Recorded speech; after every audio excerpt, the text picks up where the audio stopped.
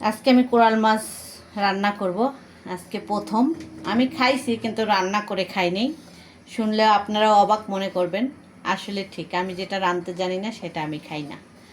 আজকে শখ করে নিয়ে এসেছে বড় একটা কোরাল মাছ, তা আমি কেটে নিয়েছি সুন্দর করে। এখানে ধুয়ে নিয়েছি। এই যে এখন আমি এখানে আছে হলুদ হলুদ ধনিয়ার গুঁড়া, লবণ, মরিচের গুঁড়া সব দিয়ে আমি মাছটা মাখাবো। এখন সুন্দর করে মাখায়ে আর এখানে তেল দিয়ে দিয়েছি।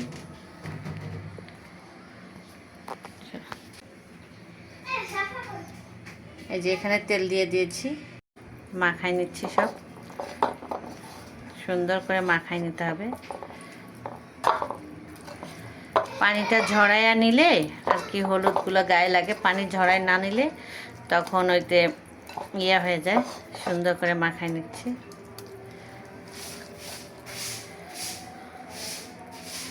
তেল গরম হয়ে গেছে, দিয়ে দিচ্ছি।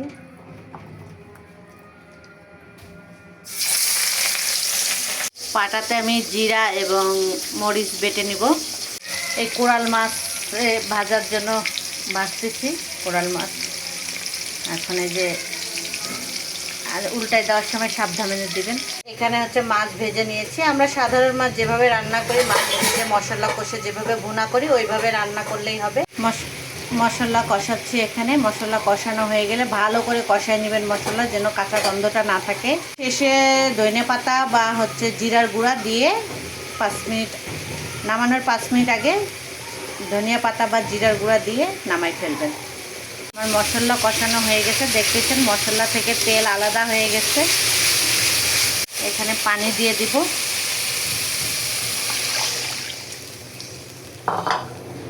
পানিটা বলক আসা না পর্যন্ত মাছ দেব না। আমার পানি বলক এসে গেছে, আমি এখন মাছগুলো দিয়ে দিব। মাছগুলো দিয়ে দিলাম, এখন নেড়ে দিচ্ছি। সামুদ্রিক মাছ তো বেশি ভাজতেও হয় না, আর এরকম নাহলে ভেঙে যাবে এগুলো।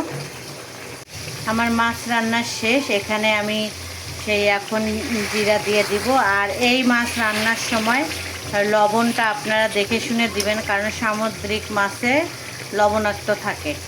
এই যে আমি জিরা ভাজা দিয়ে দিচ্ছি।